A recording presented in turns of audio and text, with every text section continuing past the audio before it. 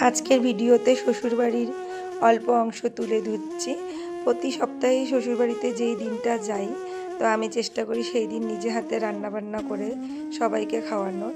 তো আজকে আমাদের বাড়িতে আমার মেসো শ্বশুর আর মাসি শাশুড়ি দুজনেই উপস্থিত ছিলেন। তোমরা তো সবাই জানো আমার শ্বশুরের শরীরের অবস্থাটা ভালো না। আগে তোমরা সবাই দেখতে যে বাবা, আমি, আমার বর সবাই সকালবেলা উঠে একসাথে বাজারে যেতাম। এখন আর সেই স্মৃতিটা আমাদের নেই। এখন বাবা একেবারেই বিছানায় শয্যাশায়ী। বাবার সাথে আমাদের এই স্মৃতিটা এখন স্মৃতিই রয়ে গেছে। এখন আর বাবাকে আমরা সেই হিসেবে পাই না। তো সকাল সকাল এখন আমরা কাঁঠাল বিচি ভাজা রান্না করছি, আর তার সাথে ছিল পটল আলুর তরকারি, মুসুর ডাল, ভাত।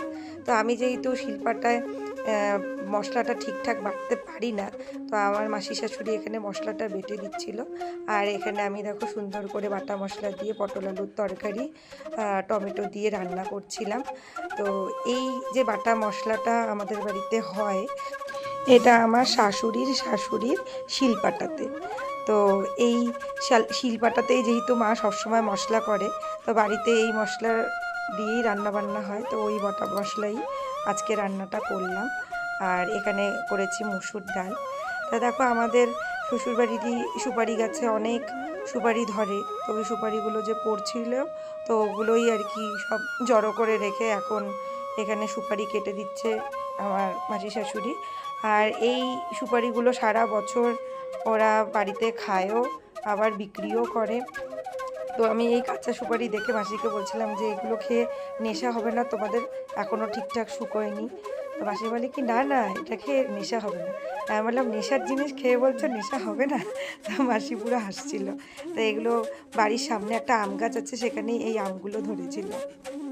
আমার কাছে জানো তো বাবার এই পুরনো কিছু ভিডিও ক্লিপস ছিল, যেখানে আমি, বাবা আর আমার বর একসাথে বাজার করতে যেতাম। বাজারে গিয়ে বাবা দরাদরি করতো, তারপরে আবার একসঙ্গে বাজার করতাম। আমি বলতাম এটা নিতে হবে, ওটা নিতে হবে। আমিও পছন্দ করে করে সবজি নিতাম। বাবা আবার আমাকে বুঝিয়ে দিত, এটা এইভাবে নাও, এই এই জিনিসগুলো নেওয়া যায় না, এগুলো ভালো, এগুলো খারাপ। তো কত স্মৃতি আছে। কিন্তু এখন শ্বশুরবাড়ি গেলে বিশ্বাস করো, বাবার এই অসুস্থ শরীরটা এতটা শুকিয়ে গেছে, একদম বিছানায় শয্যাশায়ী, উঠতে পারে না। উঠিয়ে বসিয়ে খাইয়ে দিতে হয়, স্নান করিয়ে দিতে হয়, সব কিছুই এখন বিছানায়। আমার না ভালো লাগে না। এত বড় অসুস্থতা কাটিয়েও যে একবার ভালো হলো, আমরা কত চেষ্টা করলাম, কিন্তু আর বাবাকে আর ভালো রাখতে পারলাম না। এখন বাবার এই মানে বিছানায় থাকাটা আমার ভালোও লাগে না এই অবস্থায়।